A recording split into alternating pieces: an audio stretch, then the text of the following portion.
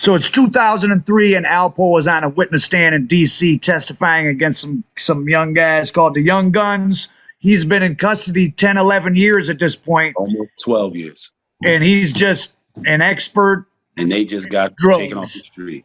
When I went to the D.C. spot where they were holding a young brother and he gave me the paperwork, he was so confused. He was like, I don't know this old nigga, man. I don't know. Yo, why is this guy in my case? I don't know him.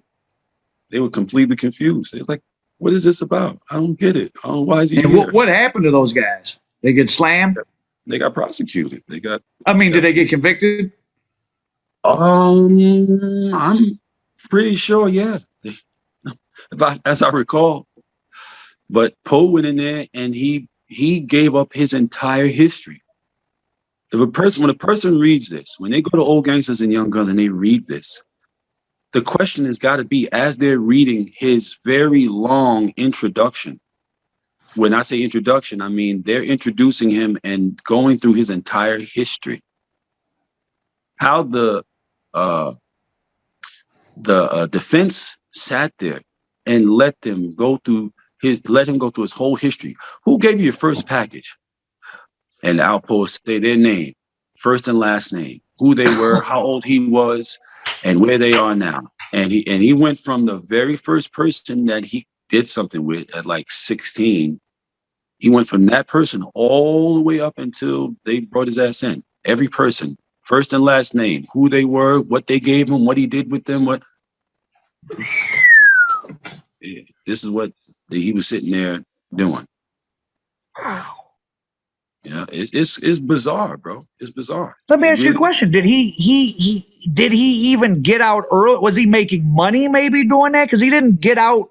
I mean, he did because he didn't have a life thing. He cooperated. So the agreement was 20. What it came down to between Maryland and Virginia combined, it was 26 and a half years he had to do. Which he pretty much did, right? He did basically that whole time. So his 12 years later doing that testifying, maybe was that him just making money? Maybe. But I mean, they get paid. I mean, part of what he does. It was part of what he did. Well, I'm saying 12 years later, I doubt if he would have been. I mean, he didn't get out even more earlier for that. I'm just trying to think of what he would have. It was what he did. That was part of the agreement. The agreement is you work with the government. Oh, so he probably got a little. I mean, he may have gotten a little extra expert witness pay. Them though. Yeah, yeah. They paid them. Like when they get out, like they get a car, they'll get a house, they get some money. Like when they're in that witness protection shit, they do that. Oh, they have to help him make money. At first, he didn't want to do it. At first, he didn't want to do the witness protection at all. At first, another old gangster from back, back in the days, he told me that he told him to do it because they give you a lump sum of money. So, what do you think? What's the legacy of Alpo? And then I got some other big news for them involving.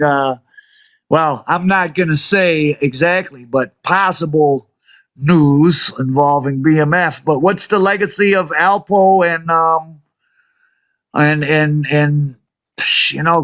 mean, people like the street dream has been like rekindled to some extent, especially the pandemic stuff was so loose. Like I was like, man, they said it's worse than the 80s. They just selling anything anywhere to anybody with no repercussions. What's the legacy of Alpo, and does him getting killed, is that in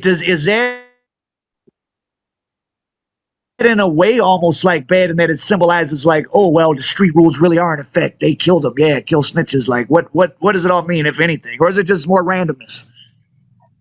I mean, realistically, it's just more randomness. Okay. It's just more randomness. Or to use your word, arbitrariness.